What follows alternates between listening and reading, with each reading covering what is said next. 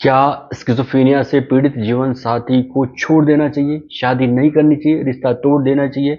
इस तरह के बहुत सारे सवाल अक्सर मुझे कमेंट बॉक्स में देखने पढ़ने को मिलते हैं और आज हम इसी टॉपिक पर बात करने जा रहे हैं। तो ये टॉपिक बड़ा काम का है, इसे आप पूरा देखें, सुनें, समझें और अपने कमेंट भी बताएं।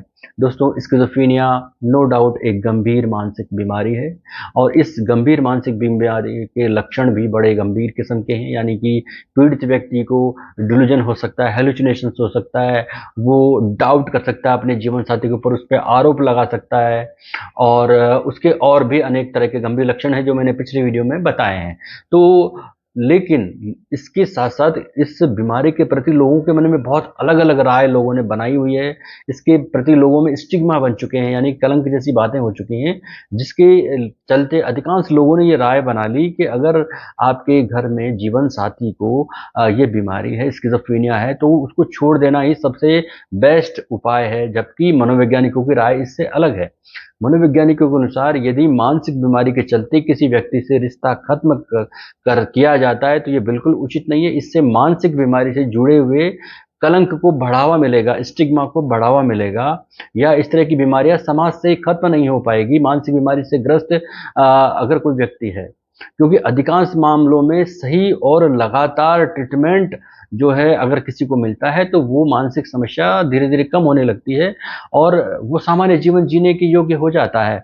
और स्किज़ोफ्रेनिया में ये चीज़ें बहुत बार देखी जाती हैं कि ना उसे प्रॉपर ट्रीटमेंट लगातार मिलता है, इसमें बहुत लंबा ट्रीटमेंट चलता है, बहुत कोऑपरेट की स्थितियाँ रहनी चाहिए, कोऑपरेशन की स्थितियाँ रहनी चाहिए जो नहीं रह पाती है।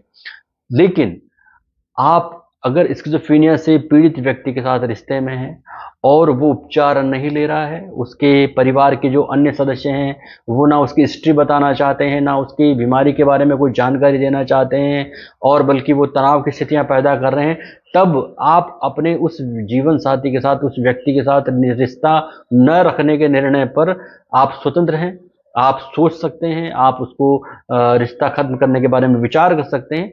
आपको उस रिश्ते में रहने के लिए उस स्थिति में कोई बाध्य नहीं कर सकता, जहाँ पर ना कोई आपके कहने पर दवा के लिए या ट्रीटमेंट के लिए एग्री हो, ना ही कोई आपकी बात को सुने, बल्कि तनाव की स्थितियाँ पैदा करे और ना ही बीमार व्यक्ति ये सोचे कि मुझे सही होना है, यानी कि वो बीमारी बना रहना चाहे, उसके परिवार के सदस्य भी ज़्यादा इस पे विचार ना करें, तो फिर आप ये निर्णय ले सकते हैं कि मैं इसे ये रिश्ता तोड़ सकता है। हालाँकि इस बीमारी में अगर प्रभावी और लगातार उपचार मिला जाता है, ट्रीटमेंट दिया जाता है और जीवनसाथी की समझदारी उसमें और त्याग उसमें अगर शामिल किया जाता है, तो इस तरह की समस्या और घर का वातावरण बहुत कोऑपरेटिव होना बहुत ज़रूरी है।